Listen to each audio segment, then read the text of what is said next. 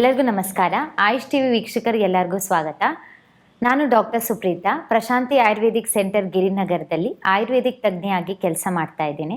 ಇವತ್ತು ಅಂಗೈಲಿ ಆರೋಗ್ಯ ಕಾರ್ಯಕ್ರಮದಲ್ಲಿ ಸರ್ವೇ ಸಾಮಾನ್ಯವಾಗಿ ಉಪಯೋಗಿಸುವಂತಹ ಒಂದು ಹುಳಿ ಪದಾರ್ಥ ಹುಣಸೆ ಹಣ್ಣು, ಅದರ ಬಗ್ಗೆ ತಿಳಿಯೋಣ. ಇದನ್ನು ಆಯುರ್ವೇದದಲ್ಲಿ ಅಂಬ್ಲಿಕಾ ಎಂದು ಕರೀತಾರೆ. ಇದರ ವಿಶಿಷ್ಟತೆ ಅನುಗುಣವಾಗಿ ಇದಕ್ಕೆ ಬೇರೆ ಬೇರೆ ಹೆಸರನ್ನು ಮತ್ತು ಇದರ ಗುಣಗಳನ್ನು ಇವತ್ತು ತಿಳಿಯೋಣ. ಇದರ ಉಪಯೋಗಿಸುವ ಭಾಗಗಳು ಅಂದರೆ ಫಲ, ಬೀಜ ಮತ್ತು ಪುಷ್ಪ. ಇದರಲ್ಲಿ ನಾವು ಸರ್ವೇ ಸಾಮಾನ್ಯವಾಗಿ ಇದನ್ನು ನಾವು ಆಹಾರದಲ್ಲಿ ಬಳಸ್ತೇವೆ. ಇದರ ರಸಪಂಚಕ ಆಯುರ್ವೇದದಲ್ಲಿ ಯಾವ ರೀತಿಯಾಗಿ ಲೇಖಿಸಿದ್ದಾರೆ ಎಂದರೆ, ಇದು ಸ್ವಾದದಲ್ಲಿ ಹುಳಿ ಮತ್ತು ಗುಣದಲ್ಲಿ ಇದು ಗುರು ಮತ್ತು ಒಣ, ಮತ್ತು ಇದರ ವೀರ್ಯ ಉಷ್ಣ ಹಾಗೂ ವಿಪಾಕ ಎಂದರೆ ಇದು ಪಾಕಕ್ರಿಯೆ ಆದ ಮೇಲೆ ಆಗುವಂತಹ ಒಂದು ಸ್ವಾದ ಎಂದರೆ ಹುಳಿ. ಇದು ದೋಷಗಳು ಯಾವುದನ್ನು ನಿವಾರಣೆ ಮಾಡುತ್ತದೆ ಎಂದರೆ ಕಫ ಮತ್ತು ವಾತದೋಷವನ್ನು ಕಡಿಮೆ ಮಾಡಲು ಸಹಾಯ ಮಾಡುತ್ತದೆ. ಇದರಲ್ಲಿ ಇರುವ ಬೇರೆ ರೋಗಜ್ಞ ಕರ್ಮಗಳು ಏನೆಂದರೆ, ಇದು ಹೃದಯ ಎಂದರೆ ಹೃದಯಕ್ಕೆ ಸಂಬಂಧಪಟ್ಟ ರೋಗಗಳಾಗಲಿ ಇಲ್ಲ ನಮ್ಮ ಹೃದಯಕ್ಕೆ ತುಂಬ ಒಳ್ಳೆಯ ಪದಾರ್ಥ ಅಂತ ಹೇಳ್ಬೋದು. ಮತ್ತು ಇದು ರುಚಿ ಪ್ರದಾನ ಮಾಡುವಂತಹ ಒಂದು ಪದಾರ್ಥ, ಅದಕ್ಕೆ ಇದನ್ನು ರುಚ್ಯಂ ಎಂದು ಕರೀತಾರೆ. ಮತ್ತು ಇದು ಒಂದು ತೀಕ್ಷ್ಣವಾದ ಒಂದು ಪದಾರ್ಥ ಆಗಿದೆ. ಮತ್ತು ಇದನ್ನು ರೋಗದಲ್ಲಿ ಮತ್ತು ಬೇರೆ ಬೇರೆ ರೀತಿಯಲ್ಲಿ ಯಾವ ರೀತಿಯಾಗಿ ಇದನ್ನು ಬಳಸ್ಬೋದು ಎಂದರೆ, ನಾವು ತರಕಾರಿ ಮತ್ತು ಹಣ್ಣನ್ನು ತೊಳೆಯಲು ಕೂಡ ಈ ನೀರನ್ನು ಬಳಸ್ಬೋದು.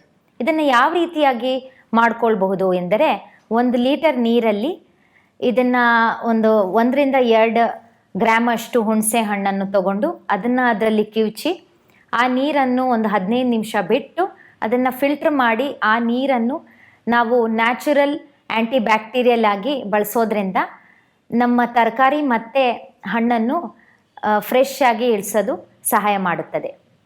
ಮತ್ತು ಸೀಮೆ ಗೊಬ್ಬರವಾಗಿ ಕೂಡ ನಾವು ಈ ನೀರನ್ನು ಬಳಸಬಹುದು ನಮ್ಮ ಗಿಡ ಮತ್ತು ಮರಗಳಿಗೆ.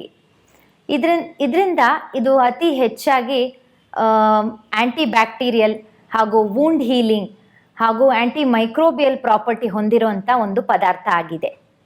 ಅದಕ್ಕೆ ಇದನ್ನು ಸರ್ವೇ ಸಾಮಾನ್ಯವಾಗಿ ನಾವು ಅಡುಗೆ ಮನೆಯಲ್ಲಿ ಬರೀ ಅಡುಗೆ ಬಿಟ್ಟು ನಾವು ಪಾತ್ರೆ ಆಗಲಿ ಬೇರೆ ತೊಳೆಯೋದಕ್ಕೆ ಕೂಡ ಇದನ್ನು ಬಳಸ್ತೇವೆ. ಮತ್ತು ಇದು ಗಾಯ ನಿವಾರಣೆ ಮಾಡೋಕ್ಕೆ ಕೂಡ ಅತ್ಯಂತ ಉಪಯೋಗಕರವಾದ ಒಂದು ದ್ರವ್ಯ. ಇದನ್ನು ನಾವು ಗಾಯ ಆಗಿರೋ ಜಾಗದಲ್ಲಿ ಇದರ ಪೇಸ್ಟನ್ನು ಮಾಡಿಕೊಂಡು ಹಚ್ಚೋದ್ರಿಂದ ಬೇಗ ಗಾಯ ವಾಸಿ ಆಗುತ್ತೆ. ಮತ್ತು ವಿಷದ ಪ್ರಭಾವವನ್ನು ಕೂಡ ಇದು ಕಡಿಮೆ ಮಾಡಲು ಸಹಾಯ ಮಾಡುತ್ತದೆ.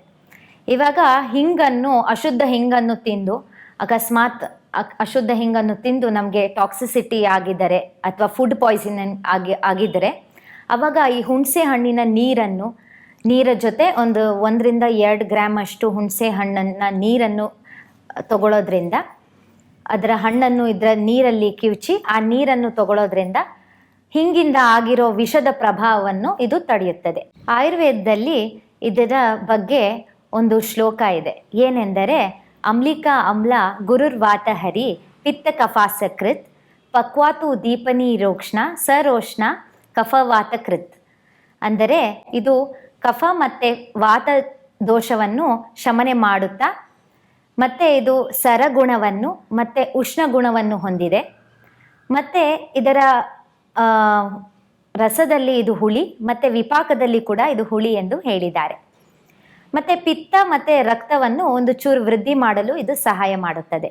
ಅದಕ್ಕೆ ಇದನ್ನು ಅಗ್ನಿ ವೃದ್ಧಿ ಮಾಡಲು ಸಹಾಯ ಮಾಡುವಂತಹ ಒಂದು ಪದಾರ್ಥ ಎಂದು ಹೇಳ್ತೇವೆ. ಹುಣಸೆ ಹಣ್ಣನ್ನು ಬೇರೆ ಬೇರೆ ಕಾಯಿಲೆಗಳಲ್ಲಿ ಯಾವ ರೀತಿಯಾಗಿ ಬಳಸಬಹುದು ಎಂದರೆ, ಅಜೀರ್ಣ ಸಮಸ್ಯೆ ಸರ್ವೇ ಸಾಮಾನ್ಯವಾಗಿ ಎಲ್ಲದರಲ್ಲೂ ಇರುತ್ತೆ.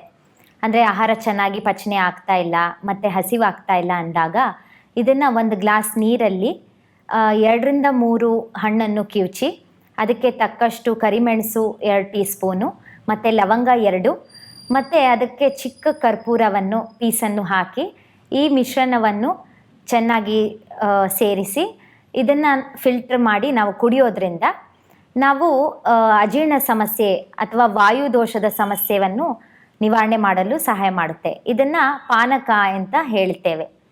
ಅಮ್ಲಿಕ ಪಾನಕ ಅಂತ.